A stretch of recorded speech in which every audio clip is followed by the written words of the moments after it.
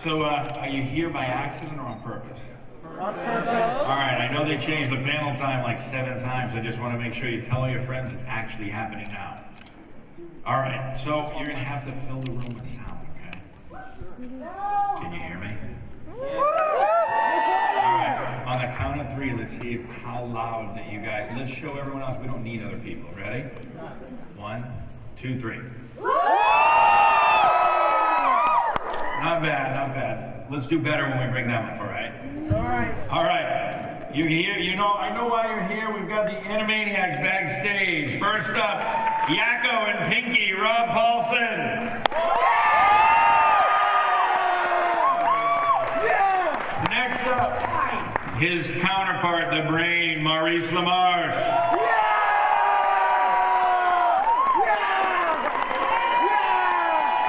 Louder, louder, louder. Next up, I don't see anyone. I know she's back there. She's the beautiful one that's here. Dot, folks. Tress MacNeille.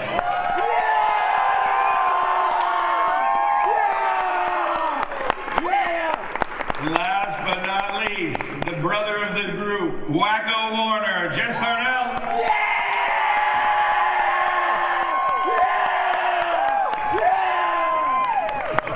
Anywhere you want. Anywhere you want to sit. Oh, he's sitting there. All right, good. All right, now, just so you guys know, this is a Q&A. So Hello, I'm Yakko, and I'm an alcoholic. At least, well, the day's not over yet. So if you're a yakko and you're a yakaholic, what? Why? So without your questions, it's just going to be rambling for an hour. So we need questions. Believe me, it will be rambling for an hour. It's a Q&A. The loudest guy here is going to go first. Superman. Those lights are in on. Now, should you get on the mic, dude? Do you have? Is there mics on the? Oh, look, that's wireless cool. Right here. Oh, look, the people. Take the mic from Oprah See us on Winfrey. Friday. This is very nice of you guys. We got this baseball stadium slap. This is crazy. Excellent. I see you. I don't know if it's on, I don't even know if we really need it because it's... Look at the cute. Maybe Get up not. and yell. We can hear you. All right. How does... Hello. Oh, hi. What's your name? Sebastian. Hi, sir. Hey, Sebastian. Yes. Hello, Sebastian. Ooh, That's like your child who hit me in the face like a fish, isn't it? Greetings, Sebastian. This one goes out to Tress. yes, how may How does Dog react now that Prince is dead? Oh, pretty. Okay, well, Bring the party down, Sebastian. that's called the big turd in the punch bowl. I only want to see you underneath the purple rain. Go ahead. Well, we didn't really keep in touch after the show. Yes. But, it was very, very sad. Very, very talented person. But, suddenly I'm... But even if he's dead, she's still fingering him in her head. That's all you need to know. It's still happening right up here, bro. All right. You don't have to worry about Thank you very All right. Do we have any happy questions? Okay. Anyone want to bring the party back? This guy right here has up first, and then this lady right here in the front row. You're next. Cool. Hi, Andrew. Hello. Hello, Andrew. I just wanted to ask, what was it like if you got the chance to work with Bernadette Peters on Animaniacs? Did you get to work with her at all? She's in my pocket right now, dude. She's only like that tall. Many, many times. She's We amazing. sang with her. She was a consummate pro and loved doing cartoons. She was really, really thrilled to just be like doing this art. You made us look terrible. And she was amazing. What It was just She's, you know, what a voice. Great hair. I'm sure some of you guys out there are singers. There are many good singers around, especially in Los Angeles. But when you work with somebody like that, or you get a chance to be close to them, you understand why they really are a star. There's a difference between people who are world-class singers and a star. And she sings, to coin a phrase, she sings right in the middle of the note. I mean, she's such not only a terrific singer, but she exudes kind of I think I was in it with her twice for more than maybe an hour at each time. And is really uniquely talented. And she also is a stunningly beautiful woman. I mean, her skin is like alabaster. Yeah, right. You know, so she's really a star. I'm trying to copy her. Are you watching Amazon? Are you watching Amazon's Mozart in the Jungle? Well, I am gonna start it. Yeah. She's phenomenal. She really isn't. I went to an evening, the TV Academy threw an evening with Mozart in the Jungle, and I got a chance to go up to her and say, I don't know if you remember me, I played the brain on I was like so fanboyish. I played the brain on Animaniacs. Oh my God, Maurice! Oh my God, I love doing that show. How about that? Oh, so good. She still remembers her time on Animaniacs. She's a sweet, sweet lady and such a, like you said, a true star. So. Thank you for asking. Watch her on the show because she does some singing on it. And he gets $1 every time. So. He gets $1. I love good television. Just a little something. And Mozart in the Jungle is good television. All right, next question was this young lady right here in the front. Oh, I love your hair. Thanks, I recently cut it. I didn't. So growing up, I did an animated song for pretty much every single talent show ever. And did you win? I did. I did. Thank you. And She won with brainstem. Does Jess know about that? and I was wondering what your guys' favorite song is. My favorite is I'm Cute. Well, thank you. and, Mine too. and The States and the Capitals. Hey, thanks. That's my greatest hit. All right, but what would be your guys' favorite song to sing? Well, we always have a great time doing I'm Mad. Yeah. You know, That was an great. ensemble piece. Yeah, it's good acting and fun and fighting and circus and breakfast. You know, and you get to see their rooms, which I think is fascinating. The thing that is consistent in the 3 songs that you mentioned is that Randy Rogel wrote them all. Yep. And there's another guy who it really is sort of difficult to explain how crazy gifted Randy is. Because Randy wrote not only the 3 that you're talking about, but he wrote, you know, the Yakko's World and That was hard.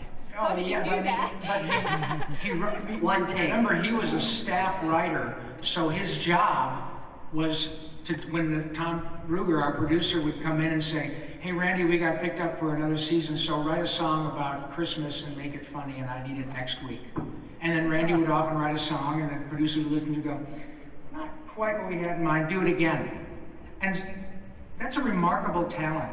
And then 20 years To later, not lose your temper. you guys are here going, oh my God, these songs are great. And that really shows how great those songs were, because 20 years later, folks who are very young or not even alive watch them now and they're blown away by them. Yeah.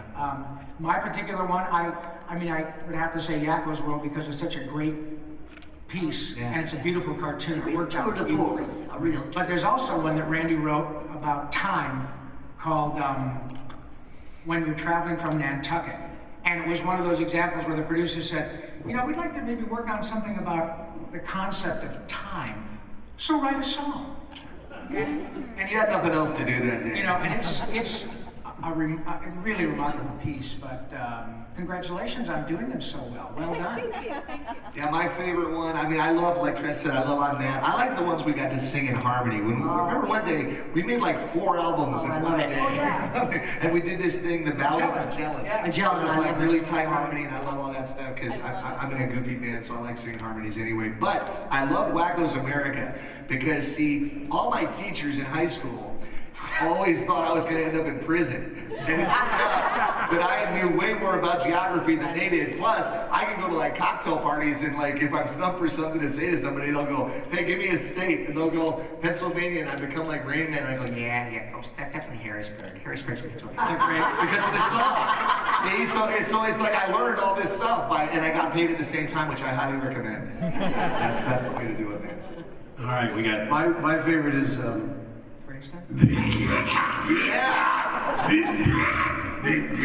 Yeah, see, how about that? He was my stunt burger. Yeah, it's the only time I Any wonder that people fall in love with him? there you go. Brain didn't get a lot of songs. I mean, I had Brainstem and I had Oh, how about Ray? Schadenfreude Polka and blah blah blah blah. I Am a Lab Mouse. So I guess I like that one. I like I am a lab mouse. I escaped from my cage. Never had a job. Never earned minimum wage. But you will respect me, yes. Once my plan is unfurled, you will call me your leader. I'll be king of the world. Now, Pinky. Now. Yeah, how about that, folks? Maurice LaMarche. It's Texas. I'm singing That was the country Maurice songs. in concert. Yeah, buddy. We got two guys in the front row right here. Hi, kiddo. All right, we got two here, and then you're next. I got another one as well. Sweet. Okay. The question ad. This is the question ad for Jess Harnell. What was it like working on the Crash Bandicoot games, and what did they tell you to do? You know what's funny, man? He's asking about Crash Bandicoot. See, this is why I do these cons, is because you guys remind me of all the stuff that I did that I forgot. And it's cool. Yeah, which is most stuff. Maurice or Rob or Jess or Billy West or Jim Cummings or Frank Welker or blah, blah, blah, blah, blah. And not pay them $500,000 to be the talking chicken. But the fact is, we really want Brad Pitt to be the talking chicken. Yeah. And it's their money. If they want to do it, fine. And I've been involved in projects that have gone both ways. That is to say, I've done animated features that have had half a dozen Oscar winners in the cast, and they go right down the flush of the movie. I've also done projects that just have rank and file voice actors like us, and they make $100 million, get nominated for an Oscar, and you spin off a couple of series. It really is still about the story and the character development and the way the characters interact with each other and the performance and all of that. The Incredibles was, in fact, incredible with great, well-known actors. But the Ant Bully had Meryl Streep and Alan Cumming and Nick Cage and went, yeah. So it's really, it doesn't necessarily mean one way or the other, but I would, of course, love to make $20 million for being the talking chicken. But Brad Pitt didn't know anybody when he came to LA either, and I certainly have no grudge against the fact that somebody comes out here to LA like I did, and their star has risen to the place where they're earning $100 million a year. Good for them. I'm a free market capitalist, baby. Yeah. Anyway, that's my take. Mo? Brad, what do you say? I resent the hell out of it, Pinky. That's why we love the brand. No, my take is pretty much the same as these guys. I have a SAG card, I have a SAG after card. Yeah. They have a SAG card. It's all work that's open to any member of the Screen Actors Guild. The only thing I'll add though is the need to recast iconic characters. Oh yeah, that's when they do these reboots. Yeah. Just boot. Yeah, keep it as boot. Yeah. Like if you ever do the Pinky and the Brain movie, just boot. Don't reboot. Yeah. Just bring us back as Pinky and the Brain, because I'll slip my wrists if I have to hear Peter Dinklage and Russell Brand as Pinky and the Brain. That's all. That's it. I've been very blessed to be in some features. So I got to be Mr. Big in Zootopia. I got to be the dysfunctional king father in Frozen. And and Wreck-It Ralph, I was the bartender. And I get to be the bartender in Wreck-It Ralph too. So I'm very happy.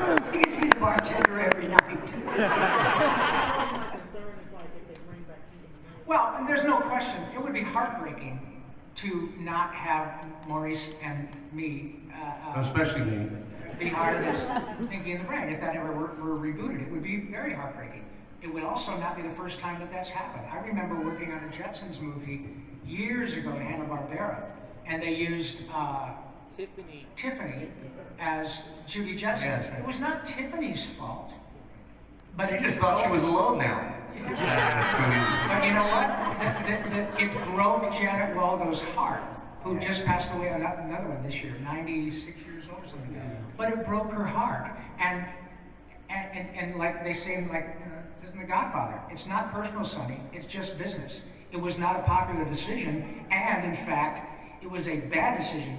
Charlie Sullivan, who used to review animated projects for the LA Times, the first line he wrote in his review of the Jetsons movie was, how on earth they could replace Judy Jetson and expect to blah, blah, blah, blah, blah. It was the first thing he wrote in a scathing review about it, and he was correct. Because when you go to these movies, you're recreating, you're trying to get back some of your childhood, And I remember when the first Transformers movie came out, I was a middle-aged dad, and there was a ton of young dads there with their kids, and I was sitting there with my little guy, and the movie was fine, Shia LaBeouf, yeah, great, okay, Megan Fox, fantastic, nice, and then all of a sudden, Optimus Prime springs to life, and the first words out of his mouth, the theater erupts, and it's all the dads going, holy shit, they got the real guy! It's the real Optimus Prime! They were thrilled to death that it was Peter Cullen, the voice of Optimus Prime from their childhood, not some sound-alike, not some celebrity, you know? So there's value to all of it, and everybody, the work is open. But I say to these people, be smart when you're bringing people's childhood back to them. Bring it all the way back. Use the original actors when you reboot. I gotta tell you one funny story that comes to mind. The first movie. Famous last words. Yeah, this is a good one. Now you're gonna like it. This is Tress, you're gonna love this. This is good. There was this movie. It was the first animated feature I ever worked on called Quest for Camelot. I don't know if you guys remember this.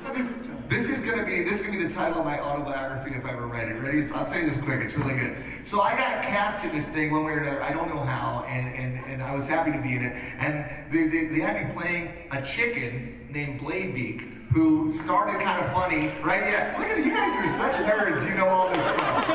That's amazing. So anyway, he started as a nice chicken and then turned him into a weapon chicken, right? So I went in there and I'm doing my stuff and it's funny and they're loving it. And just this guy was English, the guy Max who was producing the movie. Everybody loves what you're doing with Bladebeak. It's a big hit. It's going into grades and it's terrific. I said, oh cool, man. So I'm happy to be the chicken, right? But then one day I walked in and I saw a cast list for this movie, and it's all like movie stars and TV stars and me. And I'm like, one of these things is not like the other. One of these things, right? And I mean, I've always had a pretty good perspective about this stuff, and I thought, it'll be interesting to see if I keep this part because everybody else is a TV star, right? So sure enough, I'm at home a few weeks later and the phone rings, and it's this guy, Max. And he goes, hey, hello, Jess, it's Max. I said, I've got a bit of bad news for you. And I said, okay, what's up? He goes, well, we know what you're doing with Bladebeak, but unfortunately, you know, we need to have celebrities in the movie to promote it on Entertainment Tonight in the magazines and whatnot. So we've had to replace you with a very big celebrity, but we still want to have you as the guy who says it over there. And I'm like, I'll be the guy that goes over there and makes the residuals, right? So they were going to replace me. So I said, listen, I kind of thought it was coming. It's cool. No worries, man. They said, yeah, we should have you do a bunch of stuff. I said, okay, cool. As we're hanging up the phone, I said to the guy, I go, hey, man, I'm just curious. Who did you get to replace me? And his exact words, he goes, we got Urkel. Not Jaleel White, Urkel, right? So the title of my autobiography is going to be, We Got Urkel, Adventures in Show Business. And the funny thing is, Urkel just valet parked my car in Casa Vega 2 weeks ago. Come on, hey, listen, we're friends, man. It's a joke. Take it easy. All right, the next question. That guy back there, yeah. Just wanted to say thank you for coming. Thanks for you. Thank you for coming too, man. It's very kind of you. It's a pleasure to meet you. Yeah, what a way to spend New Year's Eve, right? Yeah. With a guy like a stormtrooper pointing a gun at you while you're answering questions. You guys are actually one of the reasons I drove 11 hours. Oh, thank you, man. Oh my goodness. Well, you guys are the reason that we flew for, so there you go. Well, I just wanted to say my kids grew up watching your show way back when. We loved it. I'm currently rewatching the series on Netflix right now. How about that? Isn't that awesome? Yeah. I'm still amazed at the brilliance of your show. You know what? It's fantastic. What is your name, sir? Michael? Mike, I got to tell you, that is one of the most sort of wonderful experiences of this whole thing, being able to not only be healthy and be doing, you know, our gigs 20 years later, but the incredible response to Animaniacs being on one of these new platforms. I'm telling you, when Animaniacs premiered in April, I believe it was April 1st, oddly enough, and my Twitter feed blew up. People were saying, is this an April Fool's joke? And my point was that it engendered such a response that people thought folks were screwing with them, you know, that it was that big a deal to them. Yeah. You know what I mean? Like they would have been really, really angry if they had not really had Netflix on. I was so shocked that it was that big a deal. For 3 days, it was the #1 trending thing on Facebook. This is a show 20 years old, and to me what it does is show the incredible foresight of Tom Ruegger and Steven Spielberg and Gene McCurdy, and the fact that they put Sorry, that Steven show who? together. Yeah, Steven was a guy, I bowl with him, you know. Nice Jewish kid from Phoenix. But 20 years later, it does the same thing that it did for my Dad and I, when we would watch Rocky and Bullwinkle and Fractured Fairy Tales and, you know, Tom Slick and the Flintstones, 20 years later, it holds up beautifully. Yes, it does. And it is such I'm seeing a lot of them for the first time. What they, I'm seeing a lot of the episodes for the first time, yeah. Because we did the voices. Right. We recorded the shows, but Yeah. might not have seen the finished product. We were- I know how the story We were ends. recording the show at 4 in the afternoon when it was on TV, so yeah, very often. That was actually the We did not question. get It was after school, I wasn't allowed.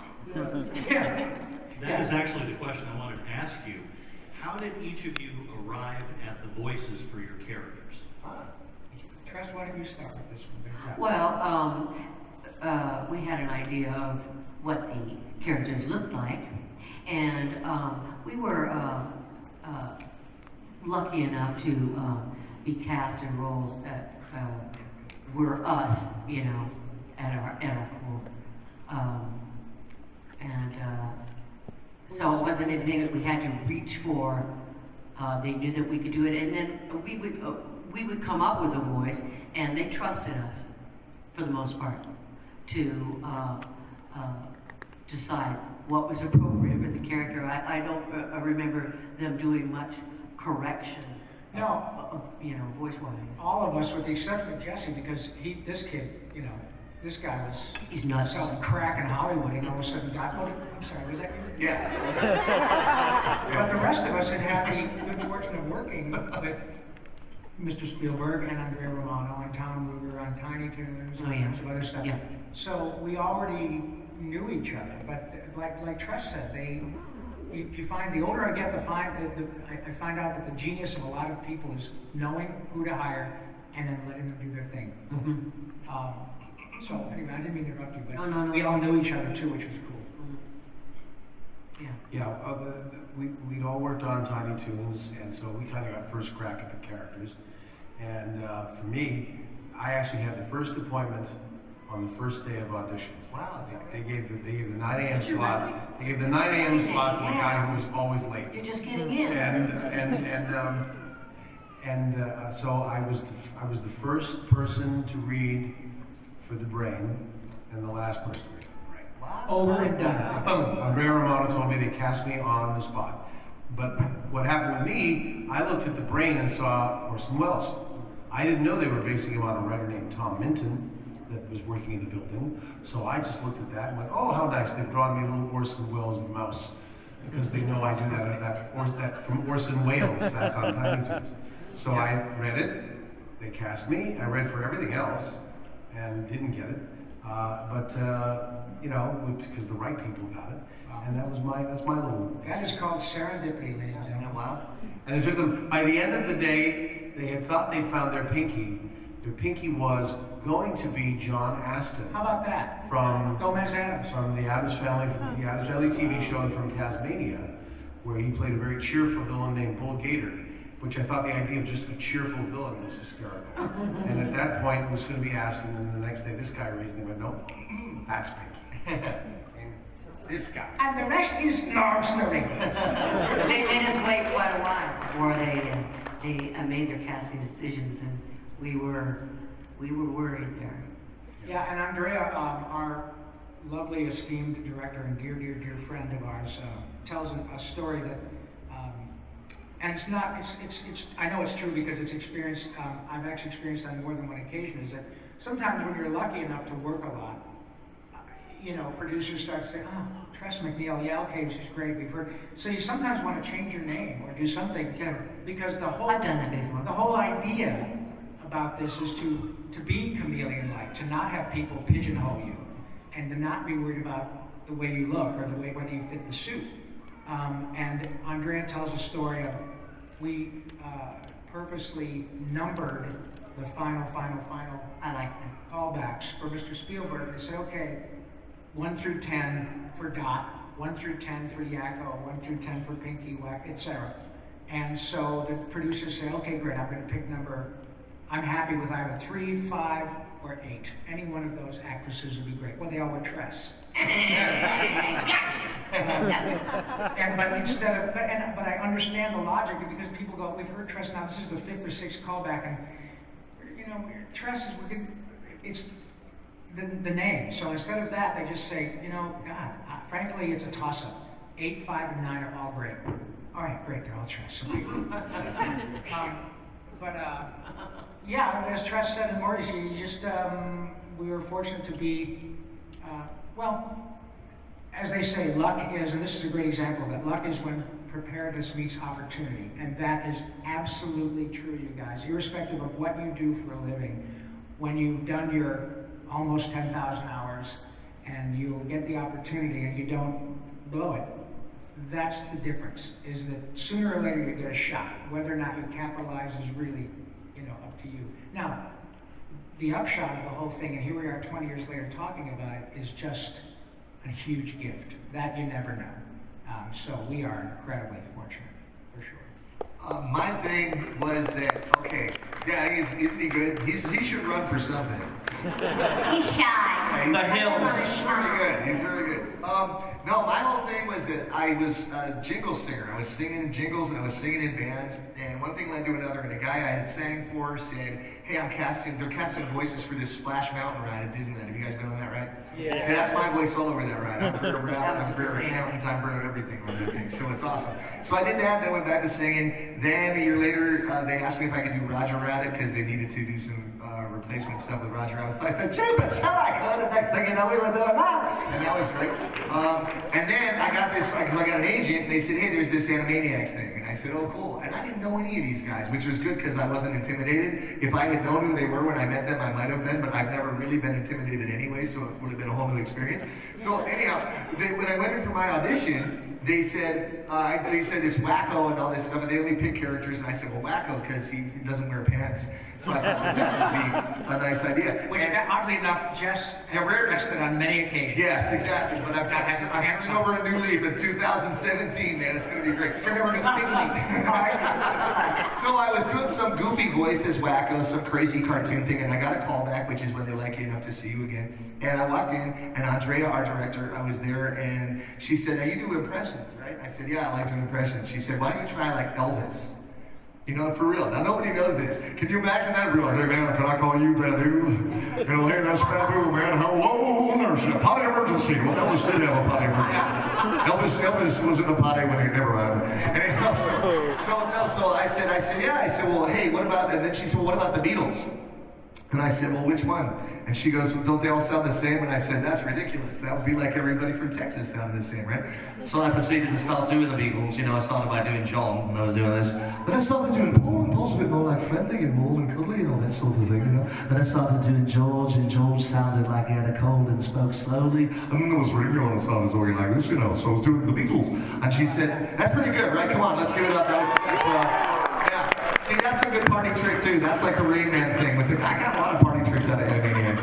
Anyhow, she said, "Oh, I like John. Why don't you mess with John?" So I was going, you know, "Hello, nurse," and talking like this and everything. And then they showed me a picture of him, and I saw that he was this little guy. And I said, "Well, he can't have a voice like a man if he's a small little person." So I just made his voice very little. And next thing you know, that was Wacko. And then I started working with these guys, and the rest is history, man. And here we go. And isn't it funny how Wacko ends up looking like Jess? Wacko looks like you to me. Yeah, he kind of does, I know. Even without the pant thing, he looks like me. Right there, yes, she was next, absolutely. Alice in Wonderland. Yes, thank you. You actually just answered one of my questions, which why does Wacko have a British accent? But my second question was, how much influence did you guys have over the writing of the characters? Obviously, you created the voices and created the character, but what about the writing of it? The writing we leave to the writers. I mean, the writer, to me, on this show, the writers were kings. We were wonderful interpreters if we may pat ourselves on the back, but the terrific writing on the show, I never messed with it, I never ad-libbed. The writers, I've become good friends with several of them, Gordon Bressak, Charlie Howell, Peter Hastings. They said, our writing changed as you guys took on the characters.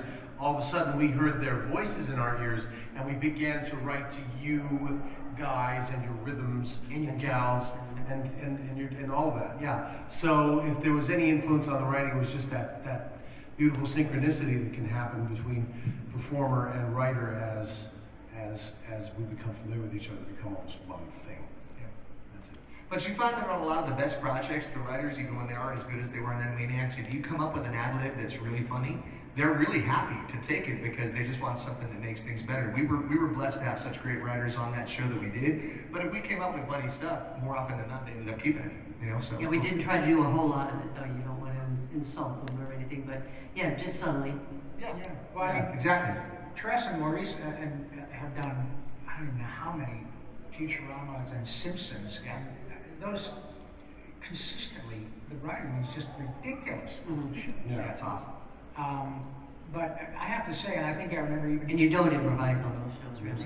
You don't improvise on those shows. No, you don't. No, and but I remember looking at Tress, because I've had the good fortune of having that woman in my life for, gosh, a long time. I'm so proud of that woman for so many reasons. And the truth is, we have a lot of friends of ours, they're all who do this, but there really is no woman in the history of animation who has achieved the level of proficiency Tress MacNeille.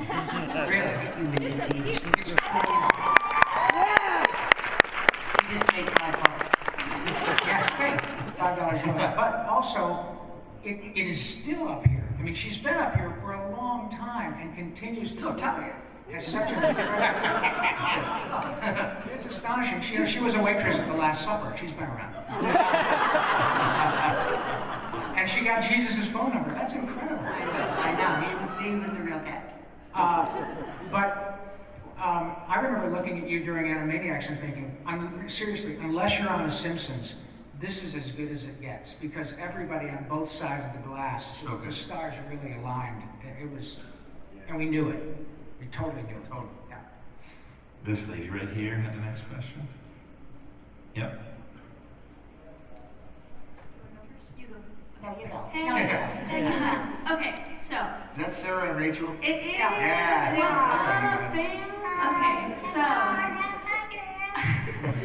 You guys have been in this business for like a hot second. You guys know what you're doing. You've worked on a lot of shows. And I was just wondering, as someone who grew up watching y'all's stuff, but also watches more modern things, what you think of how animation has changed. Because it's a relatively new art form, and you guys make up a huge chunk of that time in history for animation. And so I just wanted to know your thoughts on how animation has changed, writing, the style of it, your part in it, all that stuff. Well, the cool thing that I can say just right at the top is the best part about this job is to be a chameleon and get to work on a lot of different stuff, you know? And there's always been different, facets and forms of animation that comes in. But what's really cool is when you can do something like Animaniacs that's really irreverent, right? And that's that thing, and it's kind of classic Looney Tunes-esque cartoon. Then you do something like Drawn Together on Comedy Central. Exactly, as politically incorrect as it could be. Same actor, same thing, but it's a completely different thing. And then you do something like Doc McStuffins on Disney, which for little kids. So, and you're doing all these things, and this is true for all of us. We all do so many things from so many different kinds. I think that, the coolest thing with animation is just that now there's so much more of it. You know what I mean? Because it used to be restricted to network TV and maybe some smaller network stations, but now there's thousands of cable stations, there's the internet, there's films, there's more animated movies being made than ever. So it's just a lot more opportunity. And there's, like I said, there's all kinds of types, from the very sweet to the very, very twisted. Speaking of sweet and twisted, Tress. Yeah, Tress. What is your take on how animation has changed in the last number of years? Well, like Jess said, we had the luxury of working on many, many new shows. I mean, we've continued to work on many other projects, and they are of various styles. I was never myself a huge anime fan. I just, I like a looser, more Disney-fied Warner Brothers sort of a cartoon. But I've had the privilege of working on some naughty cartoons, and then I also do a lot of Disney classic, Daisy and Chip and Queen of Hearts and Merryweather and various and sundry others. And it's a real palate cleanser. I'm always glad. And Rob and I do Veggie Tales. We have a blast on Veggie Sweet, Tales. beautiful show. And I'm always relieved to have that to kind of like atone for my sins. No, it's making people happy, and that's all good and everything. It's not inciting anyone to violence, as far as I know. No, not so. There are people who will go after you with no snuff cartoons or anything. I've noticed that in terms of the writing, some of the newer cartoons, there's less dialogue. You know, it's a lot more action driven. Yeah. We were a very dialogue driven show. Yeah. When I do an Adventure Time, I never know what the F is going on. I don't know. I don't think the writers I just have either. these lines, and I do them. And non-contextual. and completely. And John DiMaggio has been doing the show for 5 years. He still doesn't know what the show is about. I'm going to be the first one to tell you, I don't know what's going on there. You know? So that I've noticed. That is so true. And then there's this sort of love of a new kind of humor that came along, you know, as your young lives came along. Random, like random, just random stuff, like random. And that was not kind of around what we were doing. It was not random. It was not just characters staring at each other and saying something bizarre. It was more joke-driven, more constructed. That said, it's kind of turning around again. A show like Rick and Morty that is so deep and brilliant, and there's layers to it, and there's stuff that they planted in episode 1 and 4 that was it's going to pay off in the 3rd season. Which, you know, we've all been very lucky to do a couple of episodes. Yeah. So it's, you know, it's ever morphing. It's always changing. You're gonna have to watch that. Oh, gosh. Oh, honey, it's a great show. You started episode 1, and I mean, I'm serious. Just Netflix it all the way through, and your jaw will drop at the complexity of the show and the beauty of Justin Roiland's performance as the two main characters. It starts out as going, when is he going to stop stammering? What's that green stuff dribbling out of his mouth? To this beautiful relationship between a grandfather and a grandson, and it's so deep, so friggin' good. Man, the very first lines I got to say on that show. And the very first line is the T-shirt with his first line. My first lines on Rick and Morty, and I became an immediate fan, were, "Where are my testicles, son?" Son. Now you're talking, man. If I get hired to go and say, "Where are my testicles, son?" That's all I need to know. I mean, it's a good day at the office. You know what? It's real meaning of life stuff. The show is really about true meaning of life stuff, and what is love and what is family, all disguised as this science fiction-y, bizarre Very show. clever, smart writer. So good. In terms of the style and stuff, my son, who has been blessed in so many ways, not the least of which is to have these folks be in his life from the time he was born.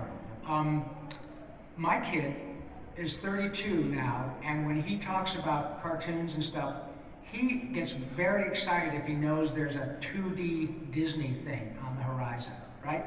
He's like, okay, I've done the 3D and the stuff that looks really real and all the sophisticated video game technology.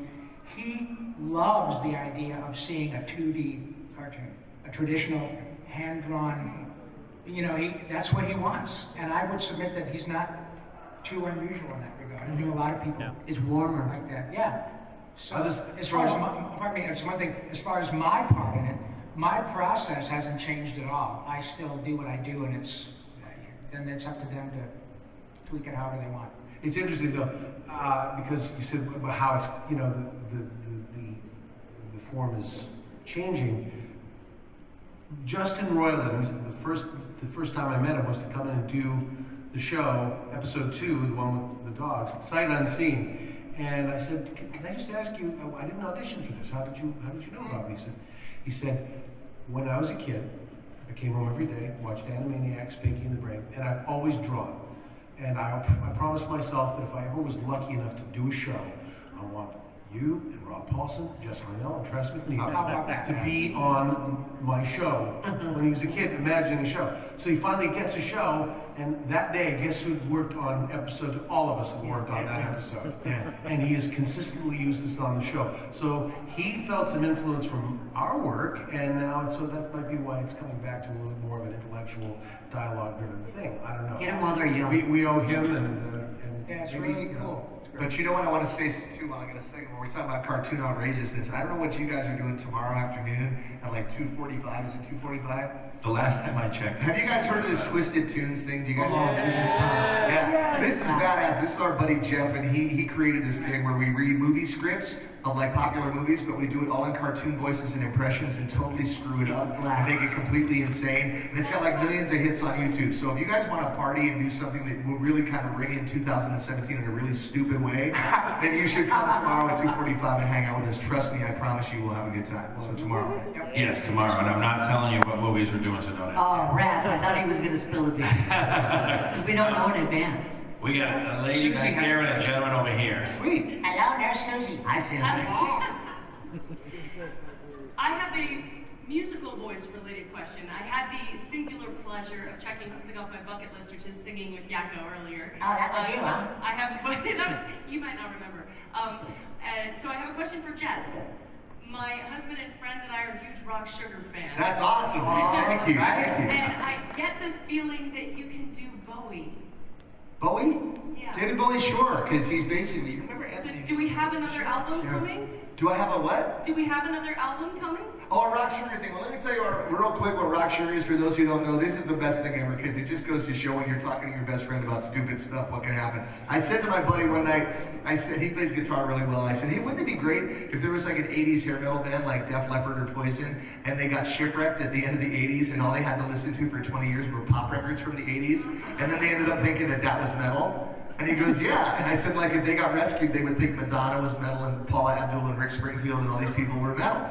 So what we do is we crossbreed songs. Like they'll play Enter Sandman by Metallica, but I sing Don't Stop Believin' by Journey over it, and it sounds exactly right for some reason. And by doing the impressions and stuff like that, it sounds a lot like these different singers. And the thing took off in such a big way that our second gig we ever did was opening up for Motley Crue, and we've opened up for Aerosmith and AC/DC and all these huge bands and played these really big places because it's fun and it's stupid and everybody likes it. And like, Steven Tyler will high-five you and go, you guys are my favorite band, and you're thinking, this is so weird. Yeah, so it's really great in terms of, so David Bowie, I mean, he sold the ground control to Major Tom, just put on this really thick English thing and sing like you're in molasses, and it's great. But no, we're working on a second album right now, as a matter of fact. We had to stop selling the first one.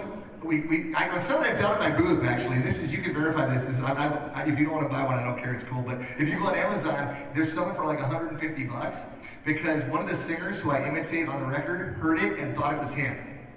He did. He thought we sampled his voice, so he won't let us sell it online anymore. So on the next album, we're not going to do any of his songs because he's a dick. But, he is, seriously. But we're going to do a lot of other songs, and we're doing some, like, now that the band has been off the island for a while, now we're doing, like, Adele songs and stuff. So it's pretty cool. So, look for Rock Sugar, and maybe, I was talking to Gary, the guy who runs this, we might even come and play the after party next time they do this con or something like that, so you guys can all... You guys really... Susie is one of our new friends whom we just met downstairs. You being a trained singer, it really is a remarkable thing to see what Jess and his buddies do. So just go on YouTube and look at those videos that Rock Sugar does. They're not only beautifully produced, but it's really cool. Yeah, it's weird. It kind of sounds like maybe this is how they should have gone from the get-go. It's great. Yeah, but you know what's funny? I worked with Kelly Osbourne on this cartoon with Mo called the 7D, and Kelly and I became good friends, and she played. We do Crazy Train by Ozzy, but I sing Jesse's Girl by Rick Springfield over it. It's called Crazy Girl. And I met him at her party, her Halloween party or something, and I go over and I go, dude, I love your stuff. He goes, well, the hell have you done to my song, man?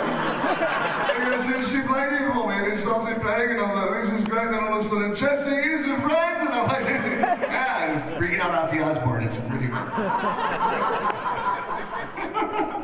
Next question right here. If you don't mind, I should have two quick questions. One for Tress real quick. And is that, do you prefer your ears up or down? Oh, look at that. You guys are... It all depends on the season. Did you make that? I did make it for you. Bring it up here, dude. Bring it up here. Wait to see this. Look at this. Is your name Jason? Yeah. Yeah, good to see you, dude. Wow. Look at this. Look at that. Look at that. Oh, thank you. Probably get $6 for that on eBay. That's fantastic. And not only that, she has That's the amazing. cutest toes. What's that? She has the cutest toes. It's amazing. I'm wondering if I can make a wiener dog, dude. Thanks for making me look bad. Oh, that is fantastic. Thank you. Wow. Hey, will you hold, will you, I hate to ask you to walk this far again, but would you hold on to it and bring it to me? As you can tell, I don't like Yeah, come walking. down to the table. In fact, all of you guys, come down to the table and sit. Like I want everybody That's to right. admire I do better it. work than that. Well, I might bring it next That's great, man. Wow. Yeah, Awesome. Yeah, Thank you. and we'll get a picture. Yeah, so my actual question was though, nostalgia is becoming, is probably the most undervalued asset of a business today. What a great way to put it. So what is the, business-wise, is that helping you guys come back any? What are you, I mean, obviously, like, those are the things that my generation is having children, and they want to show Animaniacs, and you know, you guys have so many modern, so many pop culture references even, there's websites dedicated to them. So what, so how is that affecting your the business for you guys, for people that have been in it for a while? Is that kind of bringing some stuff back? Obviously, Alan, you know, they were talking about DuckTales earlier, and you know, Alan Young passed away earlier this year. So those guys are in their 70s and 80s, but you guys who are a little bit younger, what's going on with that for you, in the business, as a business sense?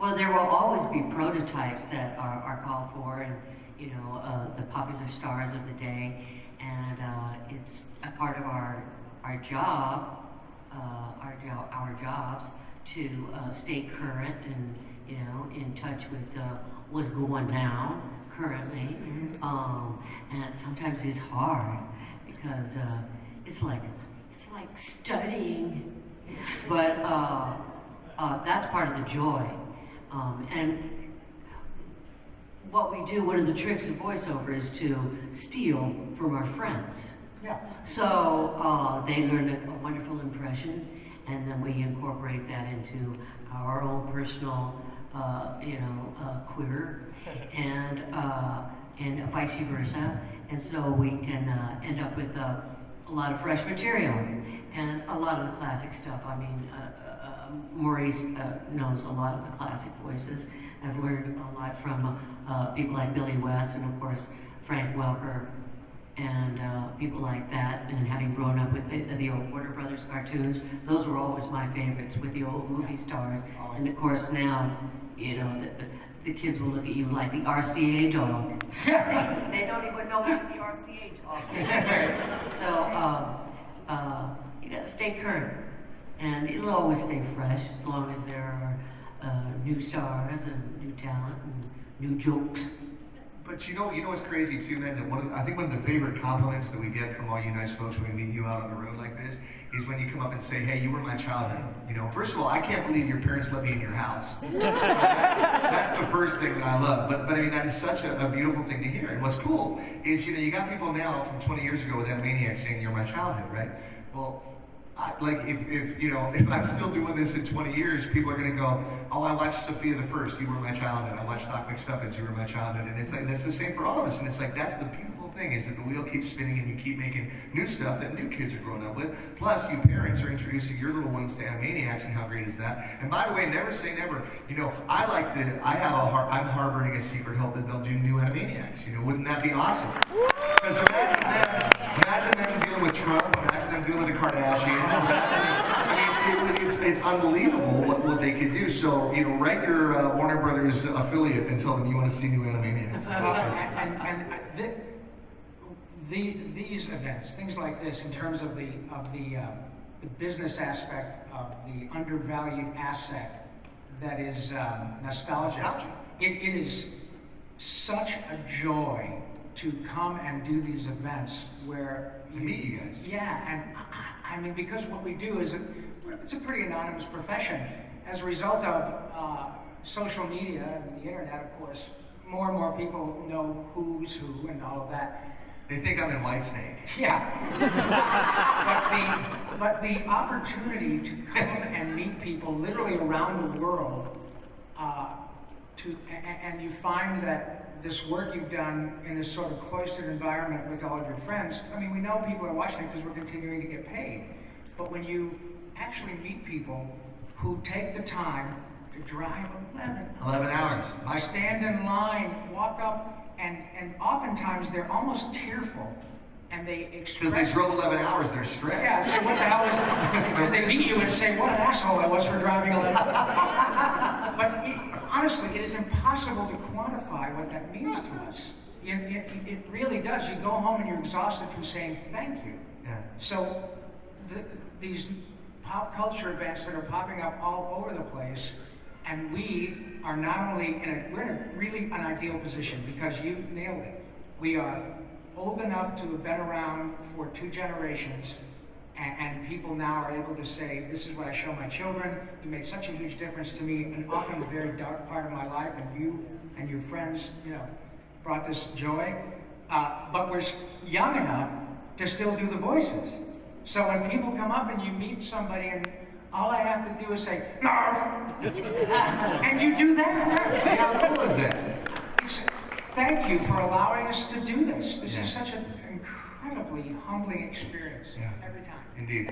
And on that note, folks, they're going to be downstairs or around the corner signing autographs. Come over to the table, say hi, and don't forget tomorrow, Twisted Tunes. Yeah. By the way, thank you very much.